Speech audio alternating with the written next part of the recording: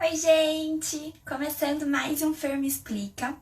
Bom, hoje vocês também arrasaram, mandaram muitas perguntas, então hoje vai ser um pouquinho corridinho. Pra quem não sabe como funciona, o Fer Me Explica é assim: todo domingo eu faço um post pra você mandar sua pergunta lá e também abro a caixinha de pergunta no Stories.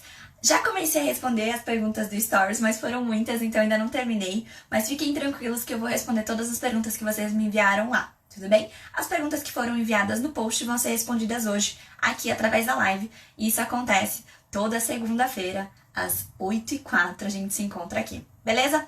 Bom, como de costume, vou começar respondendo as perguntas que vocês me enviaram no final de semana. E aí, conforme for surgindo perguntas e for dando tempo, a gente vai respondendo as perguntas aqui também. Queria pedir só uma coisinha pra vocês.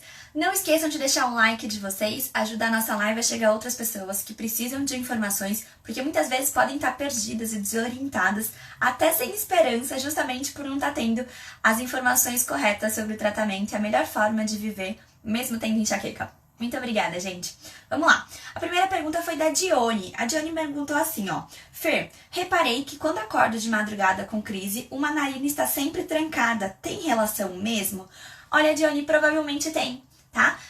A obstrução nasal, o nariz entupido, ele, embora não seja tão comum, ele é sim um dos sintomas da crise de enxaqueca. O que você precisa observar? Se isso acontece só quando você acorda de madrugada. Se for isso pode ter relação também com alguma friagem que você está tomando nesse período durante a noite. Então você pode estar dormindo justamente por conta do calor, com o ar-condicionado ligado, o ventilador ligado ou a janela aberta. E aí isso pode dar uma friagem que também pode estar relacionada com isso. Agora, se você tem todas as vezes que você tem crise de enxaqueca, você tem essa obstrução nasal, aí tá muito claro que é sim um sintoma da crise de enxaqueca. Vamos lá. Já vou ler uma pergunta que o Lucas fez aqui que tem a ver. Rinite tem algo a ver com enxaqueca? Não. São duas doenças diferentes. Embora a gente confunda muito, a gente acha que é um pacotão, rinite, sinusite e enxaqueca. São doenças diferentes. A rinite é um processo inflamatório que é diferente da enxaqueca, que é uma doença crônica, que existe um fator genético. Tem um processo de inflamação também nas nossas veias e artérias do cérebro, que podem deflagrar, do cérebro não, né, da nossa cabeça, que podem deflagrar as crises de enxaqueca, mas elas não são doenças relacionadas, tudo bem? Vamos lá. A Valéria perguntou assim, ó. Consumo regular de leite pode provocar crises de enxaqueca? Pode. Acabei de responder no story sobre isso também. O leite, ele é um alimento potencialmente inflamatório e alergênico. O que acontece? A gente não foi desenvolvido para tomar leite. Parece brincadeira, mas é verdade, né? O ser humano é o único ser que depois de adulto continua tomando leite. E o pior, a gente não toma o leite da nossa mãe, a gente toma o leite de uma vaca. Entendeu? O que o nosso corpo foi feito? Foi feito para absorver o leite da nossa mãe, o leite humano. Da mesma forma que o bezerro tem as enzimas necessárias para absorver e fazer a digestão do leite da vaca. O que acontece é que muitas pessoas não desenvolvem essa capacidade de fazer a digestão de todas as proteínas contidas nesse leite da vaca. Então, muitas vezes a gente acha que a gente tem uma intolerância à lactose, por exemplo, que na verdade é o açúcar do leite, mas a gente tem, na verdade, uma má absorção da caseína, que é a proteína do leite. O leite de vaca tem uma quantidade muito grande de proteínas, e proteínas demoram mais tempo para ser digeridas. Com levando mais tempo para ser digerida, a gente pode propiciar o surgimento de algumas bactérias no nosso intestino que vão desequilibrar a nossa microbiota intestinal. Fer, qual que é o impacto disso? O impacto disso é que com essa microbiota desequilibrada, a gente não absorve todos os nutrientes e vitaminas da nossa alimentação, o que a gente está colocando para dentro. Esses déficits vitamínicos vão alterar níveis de neurotransmissores e de hormônios no nosso corpo, e aí vão desencadear crises de enxaqueca. É por isso que, de uma forma geral, o leite em si, ele é contraindicado para quem sofre com enxaqueca. A gente pede para evitar. Tudo bem? Vamos lá. Acabou as perguntas que o pessoal tinha mandado no Face. Vamos lá para as perguntas do Instagram. Só um minutinho. Pro pessoal que tá chegando agora, não esquece de deixar o like aí de vocês, ajudar a divulgar nossa live. Eu vou fazer minha pausa hoje tomando mais água. Como a gente já conversou sobre hidratação, é muito importante caprichar na hidratação.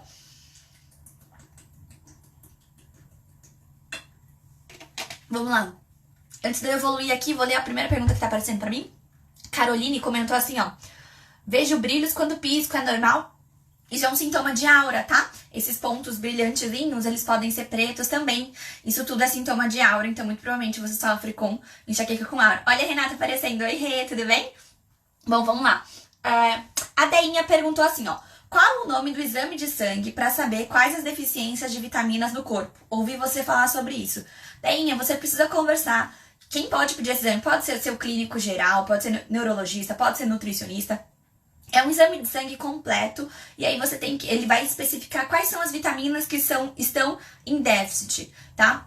Alguns estudos já mostraram que quando a gente fala em pacientes com enxaqueca, algumas vitaminas e nutrientes apresentam-se com uma proporção menor, que normalmente é a coenzima Q10, vitamina D e vitaminas do complexo B. Então essas são vitaminas que são importantes de você pedir para observar.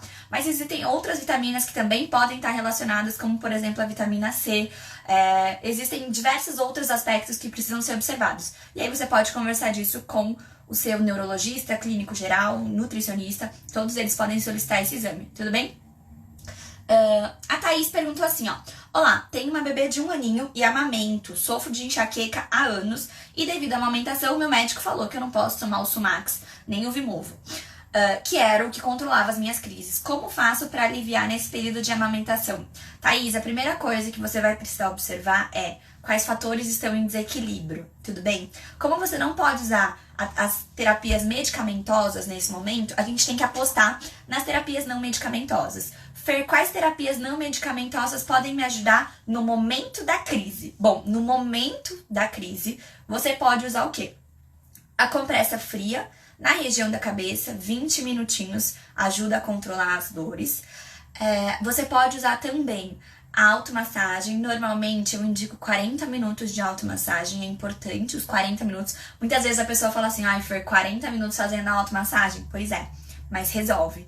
Fer, 20 vai resolver? Provavelmente não. 40 vai? Provavelmente sim, tá? Então 20 minutinhos de compressa fria, 40 minutinhos de compressa de automassagem.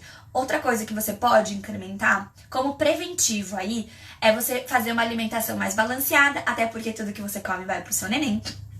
A prática de atividade física, eu sei que nesse período de amamentação ainda a gente fica muito cansado, mas é extremamente importante você conseguir controlar os fatores que podem estar em desequilíbrio no seu organismo. Até porque a gente sabe que o sono você não vai conseguir controlar, porque o bebê acorda de tempo em tempo pra mamar, mesmo durante a noite. Então esse já é um fator que já vai estar em desequilíbrio. O que a gente tem que fazer? Controlar todos os outros fatores para fazer com que esse fator do sono que está em desequilíbrio não seja forte o suficiente para desencadear uma crise de enxaqueca intensa.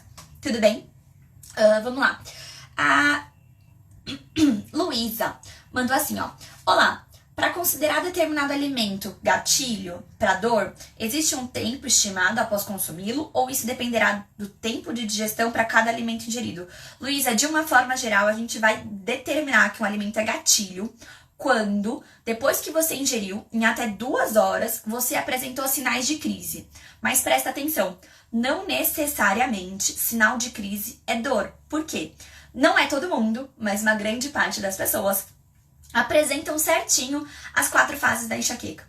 Então, começa lá com o pródromo. Lembra que a gente já até conversou sobre ele, eu fiz vídeo falando sobre ele. O pródromo, ele vem com uma sensação de cansaço excessivo, alteração de humor, aumento da sede, aumento da frequência urinária, aquela vontade incontrolável de comer doce, especificamente o chocolate. Então, se você, depois de 2 horas que comeu determinado alimento, já começar a sentir esses efeitos, você já tem que observar que esse alimento pode ter sido um gatilho, tá? Não necessariamente a dor vai surgir. Mas em algumas pessoas a dor pode surgir de imediato. Tenho pacientes que em colocar o alimento na boca, pá, vem a dor.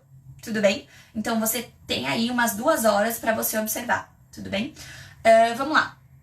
A Eliane colocou assim, ó. Deixa eu ler uma das perguntas de vocês. Alexandre perguntou assim. Alexandra, perdão, querida. Fer, comer pão pode causar enxaqueca? Pode. Ele pode servir como um gatilho alimentar, principalmente pela questão do glúten. Muita gente tem um nível de intolerância a glúten e não sabe. E aí isso pode sim proporcionar um processo inflamatório no nosso organismo que vai desencadear uma crise de enxaqueca. Então precisa tomar cuidado com isso também. Deixa eu ler uma daqui agora. A Eliane. Eu sofria com enxaqueca, mas agora, no momento, não mais. mas tenho tontura e vertigens. Tem alguma relação? Muito obrigada. Olha, a gente tem que observar o quê? Se quando você tinha enxaqueca... Primeiro, parabéns, porque você tá com as crises controladas, isso é um arraso, você tá de parabéns. Segunda coisa é, se quando você tinha crise de enxaqueca, você tinha tontura e essas tonturas, vertigem, isso quer dizer que você tinha uma enxaqueca vestibular, uma enxaqueca labiríntica, tá? E agora, se você continua tendo só as tonturas, a vertigem em si, mas a dor não, você pode estar tendo uma enxaqueca sem dor de cabeça. Então você tá tendo a presença da aura, mas a dor de cabeça em si não tá surgindo. Isso pode acontecer. Agora, se você não tinha enxaqueca com tontura e vertigem, e agora você tem só a tontura e a vertigem, aí muito provavelmente são duas coisas distintas. Tudo bem? Quem pode te ajudar a investigar essa tontura e essa vertigem de uma forma melhor é o otorrino. Ele vai te ajudar nesse processo. Vamos lá. A Dedé mandou assim. O que você acha da injeção Engerix? Bom, ela vem da classe nova de medicamentos, anticorpos monoclonais, né? Então, eles atuam direto no que eles acreditam ser a causa, né? O gatilho, o pontapé inicial para as crises de enxaqueca, que é um peptídeo relacionado ao gene da calcitonina, né? O CGRP, que vocês já devem ter escutado bastante falar ultimamente. Tem pacientes que apresentam excelentes resultados. Normalmente são indicados pelo menos 3 doses, uma por mês, né, que são através de injeções. Normalmente os pacientes apresentam bons resultados, mas tem tido muitos pacientes, muitos seguidores aqui até, que têm relatado que não estão observando resultados satisfatórios. É importante a gente lembrar que normalmente cerca de 50% das pessoas que fazem a utilização certinha desses anticorpos monoclonais apresentam melhora. Quer dizer que quando a gente vai começar esse tratamento, a gente tem que saber que a gente tem metade de chance de funcionar e metade de chance de não funcionar. Tudo bem? Fer, quanto tempo demora para surgir os primeiros efeitos? Tem paciente que surge já na primeira aplicação, tem pacientes que só depois da terceira, tem pacientes que precisam fazer mais do que 3 aplicações. E aí isso acaba dependendo também do quanto você tem para investir, porque acaba sendo um processo, um tratamento bastante caro. Tudo bem? Vamos lá. A Carla. Fer, por que quando estou em crise preciso tomar vários remédios? E vai ter gente que vai se identificar aqui, ó. Quer ver, ó? Vários remédios. Primeiro eu tomo 2 Dolamin Flex. Aí melhora. Depois volta a doer. Aí eu tomo Sumax. Tem vez que depois volta. Porque tá voltando a dor sempre. O remédio que tomo pra dor não é suficiente, será? Será que tomar mais forte? E por que a enxaqueca dura tantos dias, mesmo tomando remédio pra dor, ela volta? Olha, saiu um estudo que não é tão recente assim, mas ele fez uma comparação entre o Sumax e o Naratriptana, por exemplo. O que acontece, né? Todos são triptanos, né? Da classe triptanos. Esse estudo mostrou que cerca de 47% das pessoas que tomam o naratriptana apresentam o retorno da crise depois de 24 horas. E deixa eu até ver o dado que eu anotei, até 57% dos pacientes que fazem o uso do sumatriptano apresentam esse retorno da dor também em até 24 horas. Ou seja, esse efeito rebote, ele comumente acontece com a utilização dessas medicações. Só que ele é mais comum ainda quando a gente está falando de analgésicos. Então é por isso que você toma um analgésico, toma 2, o que acontece? A dor melhora um pouquinho, depois passa o efeito do analgésico, a dor volta, tá? Isso é o que a gente chama de efeito rebote da medicação. Isso acontece com muita frequência. É por isso que a gente não recomenda o uso frequente dessas medicações, tudo bem? O ideal é a gente fazer um bom preventivo, um preventivo adequado, mesmo que tem muitos pacientes que me perguntam sobre isso. Fer, mas a minha enxaqueca não é frequente, eu tenho uma vez por mês. Eu preciso fazer o uso de preventivo? Bom, quem vai decidir se você precisa entrar com medicamento preventivo vai ser o seu neurologista. Agora, um tratamento preventivo, sim. Se você sofre com enxaqueca, mesmo que seja uma vez por mês, você precisa fazer um preventivo. Nesse caso, um preventivo com mudanças de hábito, porque não tem efeito colateral nenhum. Diferente de alguns preventivos medicamentosos. Tudo bem, gente? Aí o pessoal tá comentando as receitinhas do que vocês costumam tomar. A Monique, deixa eu responder essa pergunta aqui, ó. Comecei um tratamento com Pamelor. Ele nos faz engordar? Algumas pessoas apresentam sim um ganho de peso, tá? Tem que tomar cuidado. Fer, e aí, se eu apresentar, o que eu faço? O que você vai conseguir fazer? A gente consegue diminuir esse efeito com a prática regular de atividade física, a alimentação adequada, a gente consegue diminuir esse efeito. Tá bom? Ó, até a Mia Buquerque tá conversando, ó, o Pamelor aumentava meu apetite. Comigo também aconteceu, ganhei bastante peso utilizando, tá? Vamos lá. A Beta mandou assim, ó. Se toda vez que eu tiver enxaqueca eu tomar naratriptana, meu organismo pode acostumar com esse medicamento e não fazer mais efeito? Pode, tá? Além disso, é o que a gente acabou de falar, se você tomar toda vez que você tem, a depender da frequência de crises que você tenha também, você vai ter o uso excessivo de medicamentos. Isso vai fazer com que você tenha crises com mais frequência, podendo chegar a ter dor todos os dias ou quase todos os dias, ocorrendo aí a transformação de uma enxaqueca episódica numa enxaqueca crônica. Então precisa tomar cuidado com isso, tudo bem? Ali a Andressa comentando que tá com as crises eram muito fortes e que hoje ela tá com as crises controladas. Parabéns, arrasou. Vamos lá. A Beta também colocou assim, ó. O que você indica para enxaqueca infantil? Meu filho de 9 anos tem crises enxaquecosas com dor no olho e enjoo. Olha, Beta, a primeira coisa que você precisa fazer é identificar junto com o seu filho quais são os fatores que estão em desequilíbrio no organismo dele, tudo bem? Eu tenho atendido um caso de uma criança também com crises de enxaqueca, isso tem sido cada vez mais comum e acaba sendo mais fácil da gente conseguir fazer o tratamento quando é criança, porque costuma seguir as orientações muito mais à regra do que os adultos. Eles não têm como dar um miguezinho, uma desculpinha, porque os pais estão em cima e fazem com que ele faça todas as mudanças que são necessárias. Por isso, normalmente, a gente tem resultados muito rápidos no tratamento preventivo de mudanças de hábito com crianças. Então, precisa observar o que está em desequilíbrio, tá? No organismo dele, na rotina dele. A partir daí, fazer as mudanças necessárias e, com isso, ter o controle das crises. Só que é importante você lembrar e conscientizá-lo que as mudanças são necessárias daqui pro resto da vida, tudo bem? É uma mudança de hábito, uma mudança de estilo de vida. A Cibele perguntando, Fê, dor no olho e inchaço, pode ser enxaqueca? Tenho com aura. Pode, tá? Durante a crise de enxaqueca, a gente pode ter a dor no olho. Para esse caso, eu costumo sugerir uma compressa fria com chá de camomila. Costuma diminuir esse inchaço e costuma diminuir essa dor. Esse inchaço, ele pode não ficar só no olho, tá? Ele pode evoluir para meia face e aí acaba sendo muito complicado esteticamente, a gente se sente muito incomodado com isso, mas pode acontecer também. Isso acaba sendo, infelizmente, um dos sintomas da enxaqueca. A Marcilene tá aqui, né? Isso eu ia até comentar com vocês. Pro pessoal que estiver aqui, dá um aceno pra mim quando eu ler a pergunta de vocês, tá bom? Pra eu saber quem é que entrou na live pra escutar a resposta. A Marcilene perguntou assim, ó. Por que com o calor minhas crises aumentam? Olha, eu comentei isso agora no Stories, respondendo uma pergunta sobre isso. O que acontece? Existe uma linha que acredita que seja por conta da vasodilatação. Mas por que acontece essa vasodilatação? Quando a gente tá com calor, né, a sensação calor, a gente tem um aumento do calibre dos vasos sanguíneos, justamente para a gente conseguir colocar para fora esse excesso de temperatura, né, essa temperatura elevada que está dentro do nosso corpo. É por isso que quando tá muito calor a gente fica vermelhinho, porque vasodilata os nossos vasos do nosso corpo, tudo bem? Existem linhas que dizem que essa é a causa para a gente ter uma piora das crises de enxaqueca quando a gente tá com um período muito intenso de calor ou quando a gente toma sol. Mas existe uma linha mais concreta que já conseguiu comprovar que isso tem uma relação com a hidratação. O que acontece? Quando a gente tá num clima muito quente, ou mesmo quando a gente se expõe diretamente ao sol, o nosso corpo aumenta a temperatura e a gente começa a suar.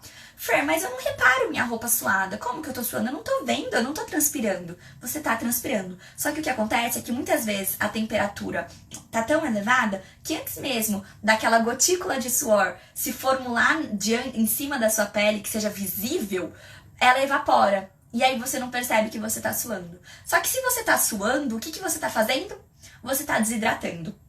E isso é muito complicado. É por isso que, principalmente nesses últimos dias, comenta aí comigo quem não sentiu uma piora absurda nas crises nos últimos dias. Muita gente tem me procurado com essa piora. Eu também tive que mudar alguns hábitos e controlar melhor ainda a minha hidratação, porque esse período extremamente quente e seco piora a desidratação e, consequentemente, piora as nossas crises de enxaqueca. Então é por isso, tudo bem? Deixa eu ver alguma pergunta aqui. Minha médica suspeita que eu esteja no início da menopausa. Você acha que isso pode aumentar as crises de enxaqueca? Pode, tá? Por quê? Porque você estava acostumada a ter essas flutuações dos níveis hormonais no período menstrual. Se você não souber como isso funciona, dá uma olhada na live sobre enxaqueca menstrual que eu fiz, que eu expliquei com uma imagem, expliquei certinho como que acontecem essas flutuações hormonais. Quando você está entrando na menopausa, essas flutuações hormonais elas começam a se modificar. E aí, você pode ter aumento da crise também. Pô, Fer, mas como assim? Se tem muita flutuação hormonal, eu tenho dor. Se não tem, eu tenho dor também. Pois é, o corpo de quem sofre com enxaqueca não gosta de mudanças e ele é sensível a desequilíbrios. Esses desequilíbrios hormonais, sobe estrogênio, desce progesterona, sobe progesterona, desce estrogênio, eles são capazes de desencadear um desequilíbrio neuroquímico no nosso cérebro que deixa a gente mais propício ao surgimento das crises. Bem, ali, um monte de gente comentando que sentiu uma piora no calor, né? Falando nisso, hidratação, vamos lá.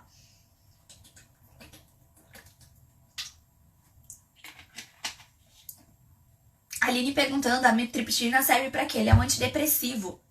Ele atua fazendo com que a gente tenha mais serotonina disponível. A gente já sabe, ninguém sabe exatamente o que acontece com a serotonina, mas suspeita-se que haja, alguns estudos mostram indícios que haja uma diminuição da serotonina durante as crises de enxaqueca.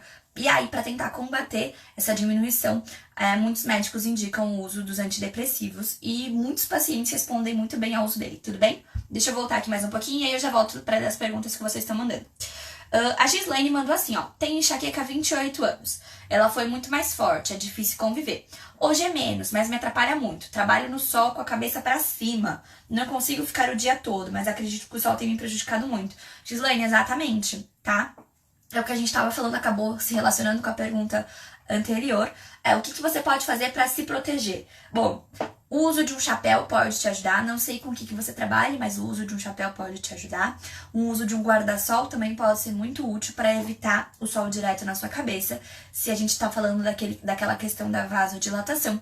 E você caprichar, mas caprichar muito na sua hidratação. Falando isso, eu preciso comentar com vocês, eu vou até postar no Stories depois, o resultado daquela pesquisa que eu fiz ontem, sobre a cor do xixi de vocês. A grande maioria respondeu xixi 4, 5, 6, 7, 8, que é o xixi de quem tá desidratado. Então, gente, vamos tomar muito cuidado com essa questão da hidratação. Ele pode ter sim, tá sim sendo um fator oculto que tá propiciando o surgimento das crises de enxaqueca de vocês, tudo bem? Ali a Dainha falando que tá tomando a amitriptilina, vamos lá. A Ellen mandou assim, ó, o remédio para hipotiroidismo pode causar enxaqueca? Não, o remédio para hipotiroidismo não. Agora, se o seu hipotiroidismo, as suas alterações da tireoide, né, elas não estão controladas, você ainda tá com o hipotiroidismo descontrolado, ele sim pode ser um fator que pode estar agravando as suas crises de enxaqueca. Por quê? Porque ele é um desequilíbrio hormonal, né? A tireoide é um desequilíbrio, esse problema de tireoide é um desequilíbrio hormonal. E aí todos os desequilíbrios, né? Nosso cérebro de quem sofre com enxaqueca é muito sensível a mudanças e a desequilíbrios. E aí você pode estar tendo sim o surgimento de crises mais intensas por conta do hipotireoidismo descontrolado. Tudo bem? A Malu perguntou assim, ó, Fer, assisti a um vídeo aqui nessa página falando sobre a coenzima Q10, que especialista poderia avaliar e regular a quantidade dela no nosso organismo. Você pode conversar com um endócrino, você pode conversar com um clínico geral, você pode conversar com um neurologista, você pode conversar com um nutricionista, tá? Todos eles vão poder te pedir um exame para avaliar direitinho quais são os níveis e aí o que fazer, como suplementar isso. A Fabrina perguntando assim, tenho muitas crises de enxaqueca, porém na menstruação minhas crises são piores, o que fazer? Fabrina, eu fiz uma live na semana passada só sobre enxaqueca menstrual e foi cheia de dicas de como a gente faz um tratamento adequado para isso. Dá uma procurada aí no meu feed que você vai encontrar. Vamos lá. A Priscila comentando que a amitriptilina ajudou bastante ela. Deixa eu ver a próxima aqui. A Cris colocou assim, ó, como faço para deixar o café, já que ele é um gatilho para minha dor? Bom, Cris, eu fiz um vídeo também sobre a redução gradual do uso do café. É assim, se você simplesmente acordar um dia e falar, vou tirar o café porque o café pode me causar dor, o que vai acontecer? Você vai ter crise por abstinência da cafeína. O ideal é você fazer uma diminuição gradual. Algumas pessoas acabam optando por fazer primeiro a troca do café comum pelo café descafeinado e depois fazer a diminuição gradual. Eu sou do tipo que eu acho melhor já fazer a redução gradual. Mas isso vai depender. Fer, vai depender do quê? Vai depender do quanto o café significa pra você. Em alguns casos, essa meta passa a ser a minha última meta de tratamento, tá? Por quê? Porque dependendo do quanto é difícil isso pra você, a gente vai trabalhando sobre isso durante o tratamento inteiro, até chegar perto do final, a gente fazer essa retirada. O ideal é que você retire gradualmente. Então, o que eu costumo pedir é, para cada semana, a gente vai diminuindo um dedinho de café, até que você consiga ficar sem nenhum tipo de, sem nenhum consumo da cafeína. Tudo bem? Vamos lá. O hipertireoidismo descontrolado também, a Nayara perguntando, ele também pode piorar, tá? Porque vamos lembrar que é um hormônio que tá descontrolado dentro do nosso corpo, tudo bem? Tem alguns estudos que mostram uma relação maior do hipotireoidismo com as crises de enxaqueca, mas a gente sabe que qualquer alteração, flutuação de nível hormonal pode desencadear crises. E aí, no caso do hipertireoidismo, é o aumento, então a gente também pode ter uma crise por conta disso. Vamos lá. A Rê tá perguntando assim, ó. Tive todos os efeitos colaterais dos remédios, por onde posso começar sem tomar tanto medicamento? Bom, vai depender do seu organismo. Por quê? Porque primeiro eu preciso avaliar com você quais são os fatores que estão em desequilíbrio. Por exemplo, aí eu falo pra você, então vamos começar controlando a ingesta hídrica. Pô, mas você já toma a sua meta de água do dia. Por que eu preciso te pedir pra controlar isso se você já faz? Ou então eu posso falar, vamos controlar o seu sono. Só que na verdade você não tem alteração no sono. Então não existe uma coisa padrão. Isso vai depender de quais são os seus fatores pessoais que estão em desequilíbrio. A partir da análise desses fatores, a gente consegue fazer apontar as mudanças que são necessárias e aí no seu ritmo, de acordo com o que você está disposta a fazer e com o que você consegue fazer nesse momento, você faz as mudanças e aos poucos a gente vai conquistando o controle das crises de enxaqueca. Bom, vamos lá. A Rai falando assim, ó, já tomei muitos remédios, tipo analgésico, mas faz muitos anos que só tomo Sonrisal. Nas crises tenho 2 a 3 crises no mês. Minha dúvida, faz mal tomar Sonrisal? Faz, Rai, Sonrisal é analgésico. Ele é analgésico também, tá? Então você pode estar fazendo aí o uso excessivo, principalmente, ó, se você tem 3 crises por mês, a depender de quantos dias duram suas crises e de quantos remédios você toma, de quanto Sonrisal você toma, você já tá tendo aí você já pode ter uma cefaleia por uso excessivo de analgésicos, tá? Então tem que tomar cuidado com isso. Vamos lá. A Débora mandou assim, ó, Fer, por que no calor eu percebo o aumento das crises, mesmo sendo rigoroso com alimentação, sono, etc? Pois é, Débora, a gente já conversou um pouquinho aqui sobre isso, né? O calor, o principal fator é a desidratação. Então você ainda comentou, né? Eu tomo cuidado com a alimentação, sono, pois é, mas e a ingesta de água, tá? Eu já ensinei o pessoal a fazer no vídeo a conta sobre de quanto de água a gente precisa tomar, mas lembra que no calor a gente precisa aumentar a quantidade de água, tudo bem? A gente transpira, a gente tá perdendo água. E aí a gente vai estar desidratando também. A maior prova disso é a avaliação da urina. Lembra que eu comentei com vocês, o resultado da enquete que eu fiz com vocês foi assustador, a quantidade de pessoas que estão com uma urina extremamente concentrada, que mostra que tá em desidratação, sim, tá? Vamos lá. Tomar água com gás é ruim pra dor de cabeça? Não, só que assim, não é o mais indicado, tá? A água mineral é o mais indicado. Quando que a gente acaba sugerindo a utilização da água com gás? Quando é um paciente que está fazendo uma transição. Aquela transição de que tomava muito refrigerante, por exemplo, e aí a gente pediu para cortar o refrigerante, né, para diminuir o consumo. Aí a gente acaba fazendo uma transição para água com gás, e aí saborizada, tudo bem? Mas não é o mais indicado o consumo frequente da água com gás. A gente costuma indicar mais a água mineral mesmo, tudo bem? A físio, a Larissa Pereira perguntando assim, ó, senti uma vez correr o rosto senti uma vez correr ou sentir estourar mesmo após ir ao neuro. O que posso fazer? Não entendi direito sua pergunta, mas a sensação da veia pulsando, né, como se ela fosse explodir, isso é característico das crises de enxaqueca. Como que a gente consegue evitar isso? A gente consegue evitar isso com tratamento preventivo adequado. Alguns alimentos específicos podem ajudar a diminuir essa sensação. Por exemplo, o uso do gengibre, que é um anti-inflamatório, ele pode ajudar a diminuir essa sensação, tá? Então comece a incrementar o gengibre na sua alimentação. Se você não tem problema de pressão alta e toma medicamento para controlar a pressão, o gengibre é uma ótima opção para te ajudar nesse processo. Peraí que eu apertei o botão errado, gente. Ai, meu Deus. Vamos lá.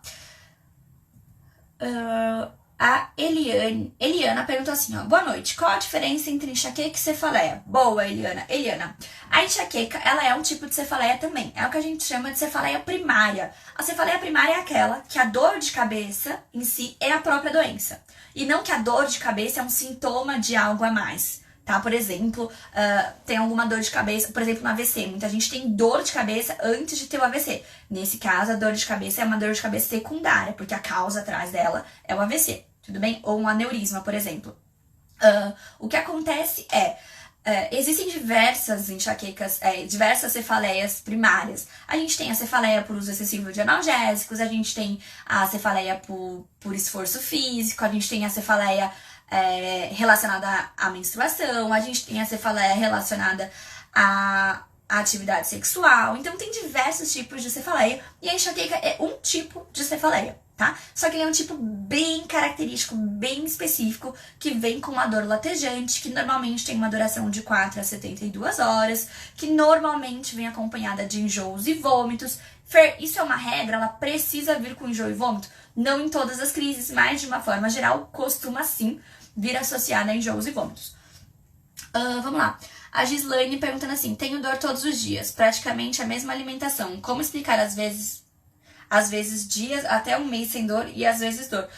Esse é um erro que muita gente comete, querida. O que acontece? As pessoas acham que só a alimentação é um fator forte o suficiente para desencadear a crise, que precisa controlar só a alimentação e pronto, tá tudo bem. Não, gente. A enxaqueca é uma doença multifatorial. Diversos fatores precisam ser levados em consideração e eu sempre falo aqui pra vocês que tem pelo menos 5 que são fatores fixos que precisam estar em equilíbrio no seu organismo para evitar o surgimento frequente de crises. Quais são os 5? Vamos fazer um questionário aí. Deixa eu ver se vocês lembram quais são os 5. Quem costuma me seguir aí, quem já tá aqui faz um tempinho, comenta aí pra mim quais são os 5 fatores que eu sempre falo que são muito importantes estar sob controle para a gente diminuir a frequência das crises. Vamos lá, vamos ver se vocês respondem. Enquanto isso eu vou tomar um golinho de água. Tô suando horrores aqui, gente. A desidratação batendo. Vamos lá. Ninguém vai arriscar quais são os 5 fatores que precisam estar em equilíbrio? Ah, gente, ali sono, vamos lá, uma acertou, vai, que mais? Faltam 4. Quais são os 5 fatores que precisam estar em equilíbrio pra gente ter uma diminuição das crises de enxaqueca? Sono, alimentação, hidratação, ali ó, a Bruna falou, alimentação, hidratação, estresse, atividade física e sono. Ali a Bruna matou, ali, gente, é isso mesmo. Arrasaram, é isso mesmo, gente, muito bem. Bom, deixa eu terminar de ver as perguntas aqui. Então é isso, Gislaine, por que só comendo certo você continua tendo crise? Porque pode ser que nesse mês você comeu certo, mas você dormiu mal, mas você teve um nível elevado de estresse, mas você não praticou atividade física. Pronto, os outros fatores estão em desequilíbrio, associado a esse calor infernal, por exemplo, o que você vai ter? Crise de enxaqueca, tudo bem? Vamos lá. A Marcelene continua aqui com a gente, né? Ela mandou assim, ó. Ela mandou muitas perguntas. Pode tomar chá de sachê? Essa palavra me dá nó na língua. Chá de sachê. Bom, poder pode. É o recomendado? Não. Por quê? Vou te explicar como é que funciona o chá. O chá, quando a gente compra a granel, né? A gente compra lá as folhinhas secas pra fazer o chá. O que acontece? Eles colhem essa folha, eles higienizam, eles pegam a melhor parte dessa folha, tá? Pra fazer esse chá, ou dessa flor, por exemplo. Vou usar o exemplo de folha, tá, gente? Mas pode ser flor. Eles pegam a melhor parte dessa planta, eles desidratam ela pra ela ficar seca e durar um pouquinho mais. E aí você compra ela e faz o seu chazinho. Dá mais trabalho? Dá mais trabalho, tá? Mas como que é feito esse chá de sachê? Ele pega todo o resto que não serviu pra fazer o chá a granel, tá?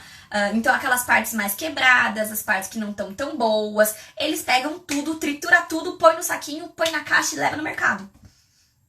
Então, com isso, você perde o quê? Você perde nutrientes, você perde óleo essencial do produto, você perde várias substâncias que seriam importantes para esse chá. Então, você acaba consumindo um pó que você não tem nem certeza do que é, o que tá misturado naquilo, e aí você toma aquilo.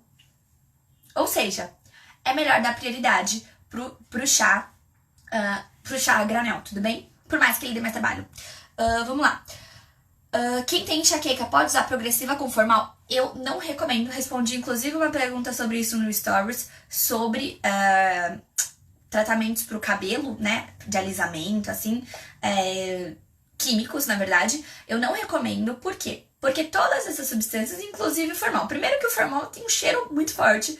E só esse cheiro forte pode desencadear uma crise de enxaqueca. O segundo fator é que, quando a gente passa esses produtos, o nosso couro cabeludo absorve toda essa química que tá indo pro nosso cabelo.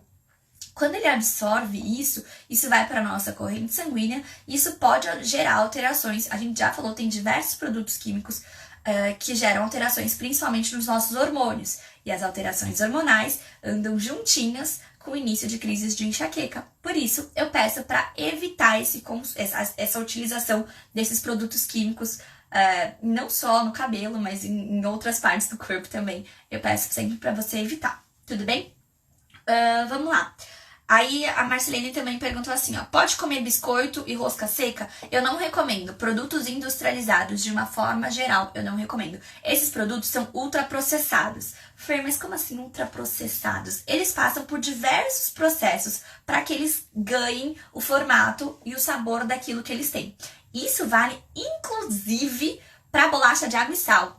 Pasmem. Pois é um produto ultraprocessado. Tem muitos produtos químicos utilizados, muitos processos em cima daquele alimento para que ele vire aquilo, tá? E aí, todos esses processos, eles não são bem-vindos para o nosso corpo. Por quê? Porque você acumula muitas outras substâncias que não seriam necessárias, e essas substâncias vão gerar desequilíbrios no nosso organismo. Por isso, eu sempre falo, a gente não deve comer nada que vem pronto, a não ser frutas, legumes. Agora, todo o resto que tá pronto, porque a gente pode comer cru, né? Pode comer uma cenoura cru. Ela tá lá, você come, ela acabou.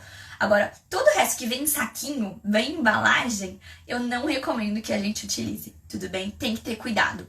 Fer, isso quer dizer que eu não posso mais comer? Não, para com isso. Que eu não sou nada de radical assim, não, tudo bem? Pra mim não é que não pode, pra mim evite, controle o consumo, entendeu? Não quer dizer, não posso mais comer minha bolacha. Você pode comer ela com moderação. Vamos comer uma vez na semana? Vamos comer só 3 bolachinhas em vez de comer o pacote inteiro? É assim. Aí a gente vai controlando aos poucos. Você não fica nem ansiosa, nem estressada, nem frustrada por não comer aquilo que tem vontade. E ao mesmo tempo a gente consegue fazer as mudanças necessárias para controlar as suas crises de enxaqueca. Bom, vamos lá. Deixa eu ver aqui. A Joselma, por que tenho mais enxaqueca à noite? Normalmente, as pessoas que apresentam mais enxaqueca durante a noite, ela vem com um acúmulo de estresse, tá? Normalmente tem um fator estresse muito importante relacionado. Porque depois que você trabalhou o dia inteiro, que você teve todo o estresse físico, mental e emocional, quando você para um pouco, pá, a crise vem. Normalmente ela está associada a níveis elevados de estresse, provavelmente também pode ter um fator alimentar relacionado, tudo bem? Então precisa fazer um diário da enxaqueca. Sem o diário da enxaqueca, a gente fica meio que chutando por que isso está acontecendo. Com o diário da enxaqueca, a gente consegue dar certeza o que qual que é essa relação, o que está em desequilíbrio no seu corpo, tudo bem? Vamos lá. A Nandinha mandou assim, posso comer chocolate branco? Olha, eu vou te falar que chocolate branco, na verdade, ele nem é chocolate. Por quê? Como que é feito o chocolate branco? Eles pegam a gordura que sobrou do cacau, porque a massa do cacau eles usam no chocolate preto, tá? Eles pegam a gordura que sobrou do cacau, que é esse óleo que eles chamam de manteiga de cacau, que não tem nutrientes, é só gordura, tá? Eles pegam essa gordura, eles adicionam açúcar, leite em pó. E aí formou o chocolate branco. Ou seja, o que tem de bom nisso aí? Nada. O que poderia ter, que é o cacau ajuda, né? Ele pode ajudar em alguns aspectos, tem alguns estudos saindo sobre o cacau, eu vou até trazer ele pra vocês. Ele não tem nem o cacau, nem a massa do cacau. Então não tem benefício nenhum. Além de ser um dos chocolates que mais tem açúcar. Aliás, não é nem chocolate, mas que tem mais açúcar. Então, de verdade, esse é um tipo de alimento que eu recomendo fortemente não consumir, tudo bem? Você pode substituir ele por outras sobremesas. Você pode fazer, inclusive eu vou fazer uma receita, até me pediram fazer uma receita de bolo essa semana, eu vou postar pra vocês, que fica saudável, não tem esses produtos tóxicos que faz tanto mal pro nosso organismo, tudo bem? Vamos lá. Ela perguntou assim também, a Nandinha, posso inserir creme de leite na comida? Olha, eu não proíbo a utilização, até porque eu não proíbo nada. Vocês fazem da vida de vocês o que vocês quiserem. Eu só dou sugestões, tá? Do creme de leite. Se você for utilizar o creme de leite, você precisa observar alguns fatores. Primeiro, você não tem alergia à lactose. Esse é um fator importante. Segundo, você não tem intolerância ou alergia à caseína, que é a proteína do leite. Você também precisa saber disso. Terceiro, se você não tem nenhum desses problemas, Você vai utilizar o creme de leite, mas qual creme de leite? Você vai usar o de caixinha, o de lata ou aquele fresco que fica na geladeira? E aí? E aí, conta pra mim, vocês utilizam creme de leite? Qual creme de leite vocês usam, se vocês usam? Ou vocês não usam creme de leite? Vocês evitam o consumo dele. Essa é uma dúvida que é importante você saber, tá? Você saber escolher o creme de leite vai ser importante. O ideal, nesse caso, se você for fazer o consumo do creme de leite, é não fazer um consumo em excesso e dar prioridade pro creme de leite fresco, que é aquele que fica na geladeira, você encontra lá, junto com os leites, manteigas e derivados. Esse creme de leite fica lá, então ele precisa ser refrigerado, tá? E aí o que acontece? Por que ele precisa ser refrigerado? Porque ele ainda tem aquelas bactérias boas que é bom pro nosso organismo. Tudo bem? Então, ele é muito, muito, muito melhor do que o creme de leite em caixinha ou em lata. E eles são diferentes, os dois também, tá? Presta atenção nisso. Vamos lá. A Bruna. Ai, meu Deus, meu tempo tá acabando. A Bruna. Fer, tenho a mesma dúvida assim. Ah, não, ela tá falando de outra coisa. Dê dicas do que comer nos intervalos de 3 em 3 horas. Fruta, torrada, bolacha, água e sal. Olha, vamos lá, vamos cortar. Vamos cortar bolacha, torrada, bolacha, água e sal, torrada. Muitas vezes a gente acha que eles são levinhos, que eles não têm problema da gente consumir. Fer, não posso consumir? Tire isso da sua cabeça. Essa é outra coisa que vocês precisam parar com isso. Não é não pode, não tem não pode, não pode, não pode, não pode. Isso me deixa louca, me dá ansiedade só de ler, tá? Não é que não pode, é controle o consumo, tudo bem? Algumas dicas do que você pode consumir como lanche, né? Esse intervalo de a cada 3 horas que você precisa comer alguma coisa. Bom, você pode consumir iogurte. Eu costumo recomendar muito o consumo do iogurte natural. Já postei foto sobre uma sugestão e vou postar outra sem lactose, para quem tem alteração com lactose, de iogurte natural, tá? O iogurte natural com chia ou com fruta, você pode bater. Recentemente eu descobri uma receita muito gostosa, que a gente fez um sorvete. Vou dar um spoiler, gente. Vai ter uma receitinha de sorvete também, que a gente usa o iogurte natural, fica uma delícia, tá? Então você pode usar o iogurte natural a seu favor. Além disso, as frutas. As frutas você pode comer a cada 3 horas sem problema nenhum, são extremamente recomendadas. Além das frutas, dá pra fazer o pão de queijo de frigideira, dá pra você fazer um omelete, dá pra você fazer um muffin salgado. Também vou me organizar pra fazer, pra aparecer com vocês essa receita, pra aparecer pra vocês com essa receita. Você pode testar também, o que mais? O pão mesmo, sem leite, sem farinha, que eu fiz. São só algumas das sugestões. Outra sugestão que você pode fazer é um mix de castanhas, né? Se você não tem castanhas como desencadeadores de crise, você pega, por exemplo, a castanha de caju, deixa na água de molho, tira os antinutrientes, leva ela no forno, torra ela e ó, come um pouquinho dela nesse intervalo. Também pode ser um lanchinho que é nutritivo pra você e não vai te fazer mal. Diferente da torrada, da bolacha de água e sal, todos esses produtos ultraprocessados. Tudo bem? Vamos lá. A Marina, olá, Fer, boa tarde. Há alguns meses fui diagnosticada com hipoglicemia. Por estar apresentando ausências. Acordo e fico 20, 30 minutos fora do ar. E tenho visão comprometida. Esse problema pode estar relacionado com a minha crise de enxaqueca? Com certeza, Marina. A gente já falou aqui em diversos momentos que a hipoglicemia ela é um importante fator desencadeador de crises de enxaqueca. Então, como que você pode tentar melhorar esse quadro de hipoglicemia matinal aí? Observar o tempo que você está comendo antes de dormir, 2 horas. Se você comer 2 horas antes de dormir, quando você acordar, a primeira coisa que você faz é comer alguma coisa. Isso vai diminuir esse seu pico de hipoglicemia, pode te ajudar. O Diogo perguntando assim, ó, Cefali para prevenção é eficiente? Pra quem não sabe, é aquele aparelhinho que você coloca assim na testa, né, em volta da cabeça. Ele tem 3 módulos. Ele tem um módulo para crise, ele tem um módulo preventivo e ele tem um módulo relaxante, tá? Como que ele funciona? Ele funciona através da eletroestimulação.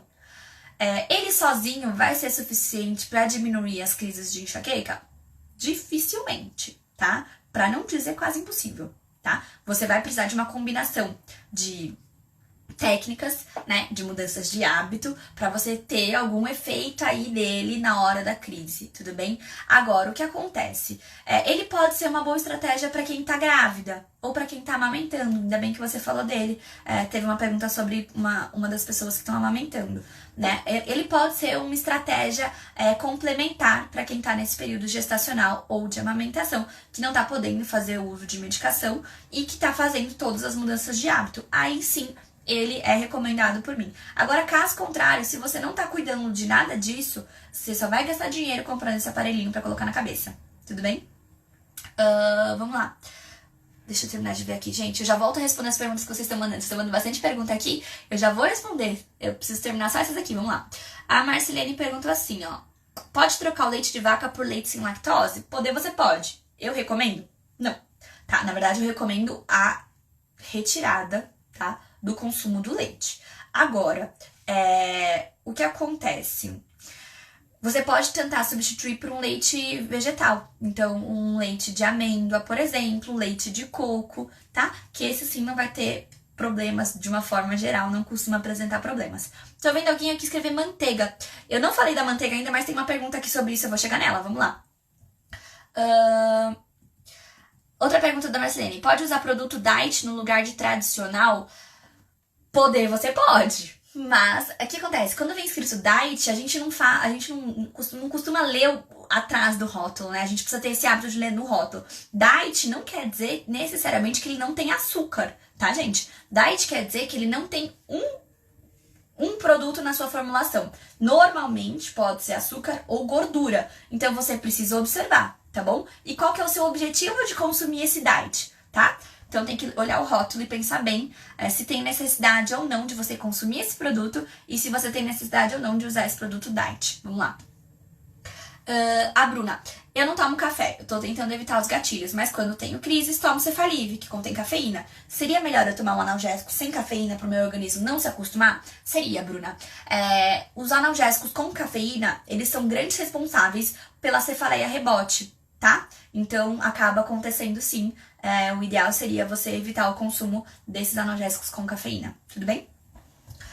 Tomava Naramig, a Lilian, tomava Naramig e Toragesic. Depois que tive Covid, a dor de cabeça piorou muito. Os remédios já não estão fazendo efeito. O que posso fazer?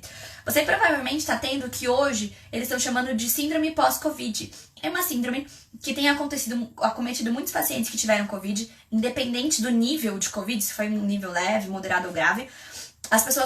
Algumas pessoas estão apresentando sintomas como uma fadiga excessiva, dificuldade de concentração, dor crônica, piora das dores crônicas, e aí a gente tá falando da enxaqueca, que é uma dor crônica, tá? Então, alguns estudos têm falado sobre essa síndrome pós-Covid, ainda não se tem muitos estudos sobre isso, tá? Então não tem um tratamento específico pra essa piora. E também não se sabe se essa piora tá ocorrendo por conta do vírus, da ação que o vírus teve, ou pelo processo inflamatório geral que esse vírus causou no corpo de quem teve Covid, tá? De uma forma geral, você vai ter que tentar tratar as crises fazendo um preventivo adequado, mudando os hábitos, controlando os desequilíbrios, aí sim você vai conseguir ter um controle das crises.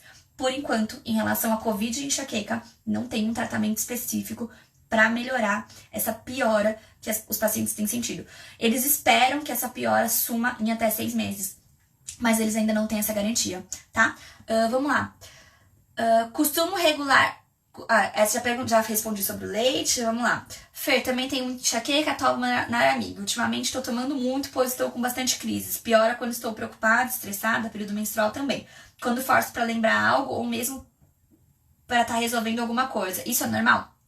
Só no que acontece? Isso é um fator desencadeador, o estresse. O estresse físico, mental e emocional é um fator desencadeador para suas crises e é por isso que você sente essa piora. Como que a gente tem que fazer? Controlar esse fator, tá? Como que a gente vai controlar níveis de estresse? A gente vai controlar esses níveis através de exercícios respiratórios, meditação, lista de ansiedade, lista de estresse. Isso tudo pode te ajudar a diminuir esses níveis de estresse. A gente não consegue controlar tudo o que a gente recebe do mundo, eu sempre falo isso, mas a gente consegue controlar a forma como a gente lida com isso. Então, se a gente faz com que esse estresse não repercuta de uma forma muito intensa no nosso organismo, a gente consegue ter um controle sobre ele. Consequentemente, você vai alcançar o controle dessas crises de enxaqueca. Vamos lá. Oi, Fer, existe alguma relação entre enxaqueca crônica com demência e Alzheimer? Bom, existem alguns estudos que estão começando a sair sobre esse aspecto, tá? Teve um estudo recente que mostrou que pacientes que sofrem com Alzheimer têm 4 vezes mais chance de apresentar enxaqueca do que idosos saudáveis. Isso sugere que existe sim uma relação. Teve um outro estudo que também teve como resultado o fator de que a enxaqueca pode ser um fator de risco para demências, inclusive o Alzheimer. Mas são estudos que ainda é uma área que ainda não tá tão clara, tá? Essa ligação. Então, não é aquela coisa, nossa, eu preciso ficar desesperada em relação a isso. A gente não tem estudos que deixem muito claro isso ainda. Vamos lá. A Daniela também tá perguntando sobre o calor excessivo, que a gente já conversou. Vamos lá, que eu preciso chegar nessa pergunta da manteiga, que estão perguntando toda hora. Fer, tenho enxaqueca desde meus 7 anos de idade. É insuportável. E muitas vezes só passa com um injetável. Que eu vou parar no hospital. Já perdi diversas vezes do trabalho por conta da enxaqueca, que muitas vezes não é só nos períodos menstruais, e também relacionados à alimentação. Eu até tento mudar, mas mesmo assim, se ficar com fome, a enxaqueca se alguma coisa inadequada da enxaqueca. Já tentei fazer tratamento, mas não consegui por conta do tempo. Sabe, eu queria uma solução para isso, a enxaqueca. Quando ela vem, meus amigos já até sabem, Bom, primeira coisa, a gente precisa identificar quais são os fatores que estão desencadeando sua crise. Se a gente não identifica quais são esses fatores, a gente não tem como tratar a enxaqueca, tá? A gente vai ficar tratando só a dor, só a dor, só a dor. Isso a gente vai começar a camuflar a sua dor, mas você vai estar tendo mais crises, consequentemente, pelo uso excessivo de medicamentos para dor, tá? Então, você comentou aqui sobre o tempo. O tratamento, você tem que ponderar, né? Vale mais a pena você se dedicar agora, que você é nova, para fazer todas as mudanças necessárias e viver daqui pra frente com uma qualidade de vida melhor, ou vale a pena você ficar procrastinando, enrolando para você fazer um tratamento adequado? Tudo bem? Olá, Adeinha. Desde julho estou sofrendo com enxaqueca. Essa foi a informação que o neurologista me informou. Porém, diariamente estou sofrendo com isso. Inclusive, junto com a enxaqueca, minhas pernas ficam fracas. E estou no momento tomando amitriptilina, pois também sofro de ansiedade. Porém, não estou vendo melhora. Sou professora e não estou conseguindo ter uma rotina normal. Isso vai de executar minhas atividades domésticas até meu trabalho. O que me aconselha? Bom, Deinha, primeira coisa, identifica o fator que está levando você a ter crises. Como que a gente faz isso? Através do diário da enxaqueca. Baixe o diário da enxaqueca, tem o link na minha bio. Comece a preencher esse diário. Você vai conseguir enxergar quais são os fatores que estão em desequilíbrio e quando surge a sua crise de enxaqueca. Esse é o primeiro passo. Sem identificar esses fatores, a gente não consegue controlar as crises de enxaqueca. Tudo bem? Vamos lá. A Marlene, já faço uma alimentação regrada. É melhor comer a cada 3 horas ou só refeições? O que comer nos intervalos? Bom, a gente já deu umas dicas sobre o que comer nos intervalos. Vocês estão percebendo que eu tô correndo porque tem muita pergunta, tá? Então assim, a gente já deu algumas dicas sobre o que comer nos intervalos. A alimentação regrada é essencial e o ideal é você se alimentar a cada 3 horas para evitar a hipoglicemia. Beleza? A Liane perguntou, Fer, é melhor consumir manteiga ou margarina para quem tem enxaqueca? E qual requeijão é o certo? Olha, quando a gente fala manteiga versus margarina, a manteiga sai ganhando. Por quê? A manteiga ela é feita com base no leite, o leite de vaca, tudo bem, mas é uma proteína animal. A margarina, ela é feita com óleo vegetal. E aí, o que acontece? Você pega o óleo vegetal, você extrai o óleo desse vegetal. Deixa eu explicar primeiro ao contrário, o da manteiga. Da manteiga, você pega esse leite, você vai extrair desse leite a gordura dele, porque a manteiga é basicamente 80% da manteiga e da margarina é gordura, gente. É isso, é gordura, tá? Por isso que o uso tem que ser controlado. Independente se você vai usar manteiga ou margarina, o uso tem que ser controlado. Agora, por que eu recomendo a manteiga? Porque ele é retirado essa gordura do leite, acrescenta-se sal, pá, pronto, a manteiga tá pronta. Tudo bem? Agora a margarina, você recolhe, você extrai esse óleo vegetal e aí você vai fazer um processo que vai transformar esse óleo líquido em algo sólido. Para que esse processo aconteça, você coloca muitos conservantes, emulsificantes, muitas substâncias químicas para você conseguir o formato da margarina. Para você conseguir que ela, mesmo estando na geladeira, fique cremosa. Então, você acaba tendo muitos aditivos que podem gerar alterações no seu organismo. É por isso que, nesses casos, eu sempre recomendo a utilização da manteiga. Fer, posso comer pão com manteiga todo dia agora?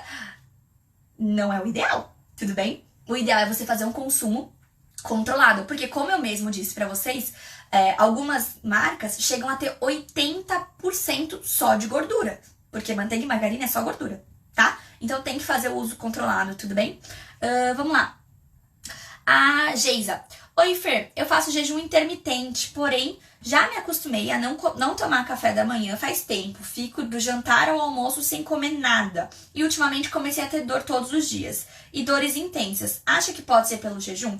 Olha, Geisa, eu não recomendo jejum intermitente, embora tenha pacientes que se deem bem com jejum intermitente, tá? Não meus pacientes, mas a gente sabe de relatos de casos de pessoas que se dão bem. Eu não recomendo por conta justamente da hipoglicemia. Agora, se o seu corpo já tá acostumado com esse jejum, o que mudou, né? Desde quando você começou a ter dor frequente? Algo mudou, algum outro gatilho sem ser o jejum mudou. E aí você tá tendo crises. Então você tem dois caminhos. O primeiro caminho é você controlar esse outro fator, identificar esse outro fator que está modificado, que hoje propicia o surgimento de crise. E o segundo, que é o que eu recomendaria, é você modificar a sua rotina para deixar de fazer o jejum intermitente. Por quê? Fazendo isso, você tem sempre um fator que tá lá no limite para desencadear a crise. E aí quando ele junta com qualquer outra coisa, você vai ter crise de enxaqueca. Tudo bem? Então essa é a minha sugestão. Vamos lá, a Geisa também perguntou. Os medicamentos que tomam não fazem mais efeito. Tenho enxaqueca faz 20 anos. Hoje o único que resolve é o Naramig ou o Sumax. Porém, acho eles muito fortes para tomar sempre que tenho dor. E alguns remédios que antes tiravam a dor em minutos, hoje pioram muito a dor.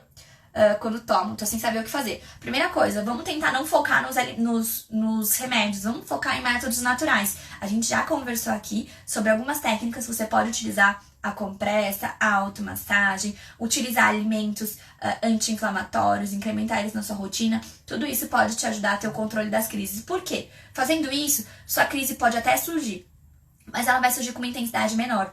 E aí você não vai precisar do uso dessas medicações. Você vai conseguir controlar ela de outra forma. Vamos lá. Deixa eu ver. Deixa eu ver, peraí. Olha, acho que acabou as daqui, hein? Bom, certinho. A gente tem os últimos minutinhos, literalmente 4 minutos, pra terminar de ler as coisas que vocês mandaram. Vamos lá. Deixa eu ver. Hoje eu tive uma crise de enxaqueca, tomo Sumax, resolve? Hoje não resolveu. 1 hora depois tomei outro. O que pode estar acontecendo alguns fatores estão mais em desequilíbrio nesse momento. Então, eles podem estar em equilíbrio num outro momento que você tomou e o remédio fez efeito. Outra coisa que pode estar relacionada, você está consumindo essa medicação com mais frequência. E aí, seu corpo vai se acostumando com essa dose e ela vai perdendo efeito, tudo bem? Peraí, deixa eu ver. Teve aqui alguém que perguntou: qual óleo para cozinhar? Bom, você pode usar o óleo de coco sem sabor. Não sei se vocês já viram ele no mercado. Ele costuma ser uma boa... Eu até anotei que eu ia falar sobre isso em algum momento. Ele costuma ser uma boa opção, o óleo de coco. Você pode usar o azeite extra virgem, né, que muita gente utiliza. Ou você pode utilizar a manteiga ghee. Todas elas são boas opções quando a gente tá falando de óleo para você cozinhar, tudo bem? Vamos lá. Exercício aumenta as crises, o que fazer? A Tati perguntando. Tati, tem que fazer um início gradual, tá? Que tipo de exercício você tá fazendo? Às vezes pode ser uma corrida, uma bicicleta, você pode estar fazendo academia. A gente precisa começar com exercício de baixa intensidade, aos poucos a gente vai evoluindo, tudo bem? Eu também tinha uma piora muito intensa por conta da atividade física, e aí eu fui começando fazendo a caminhada, e aí hoje eu consigo lidar bem com o esforço físico. Não podia nem subir escada que eu passava mal, tá? Hoje eu consigo lidar bem com o esforço físico, mas isso é uma adaptação. Então você tem que começar de algo mais leve, com tempo menor, nunca esquecendo de se hidratar, e aí sim você vai conseguir adaptando o seu corpo e progredindo nessa questão da atividade física. A Tati, sempre faço compressa com gelo, me ajuda muito. Que delícia, fico feliz. A Márcia perguntando, ATM dá dor de cabeça? Elas podem estar relacionadas sim, tá? Quando a gente tem alterações na ATM, a gente acaba alterando essa musculatura aqui, e aí isso sobe, né? E aí esse aumento de tensão nessas musculaturas podem sim propiciar o surgimento de crises de enxaqueca. Tem que investigar direitinho essa DTM que você tá tendo. Inclusive consertando que eu li e falei errado também. Não é ATM, tá bom? ATM é a articulação. É DTM, distúrbio temporomandibular. Ele pode estar assim relacionado. A Letícia, qual atividade física recomenda no período de isolamento? Você pode fazer caminhada. Fer, como que eu vou fazer caminhada? Você pode fazer caminhada pela casa. Isso acaba sendo uma opção. Outra opção que pode ajudar são aulas de dança online. Elas também ajudam bastante, a depender do ritmo que você escolher, porque a gente tem que lembrar que tem que ser uma atividade de intensidade moderada, não muito intensa, porque pacientes que sofrem com enxaqueca, quando chegam na fadiga, crise de enxaqueca, tudo bem? Tem que tomar cuidado com isso. Deixa eu ver o que mais, tá acabando o último minuto. Ai, gente, não vai dar pra ler mais nenhuma. Vamos fazer o seguinte, tá acabando o último minuto. Vocês mandaram muitas perguntas aqui. Não esqueçam de mandar as perguntas que faltou, que não deu pra responder. Manda pra mim, elas no domingo que vem eu vou abrir de novo a caixinha de perguntas pro próximo Fer Me Explica. Vocês mandam as perguntas lá. Espero que vocês tenham gostado, que tenha dado pra tirar as dúvidas de vocês. Fiquei pensando aqui, vou abrir uma caixinha de perguntas amanhã sobre temas de vídeo. E aí vocês podem sugerir temas de vídeo também. Eu vi que rolou umas sugestões, mas eu não consegui ler direito, foi muita informação. Espero que vocês tenham gostado. A gente se encontra na quinta-feira, porque vai ter live com a Fer na quinta-feira de novo, tá? E aí a gente vai conversando. Não esqueçam de deixar o like de vocês aqui para ajudar a live a chegar para mais pessoas. Muito obrigada pela presença, obrigada pela parceria de vocês. E a gente se encontra no próximo Fer Me Explica. Até mais!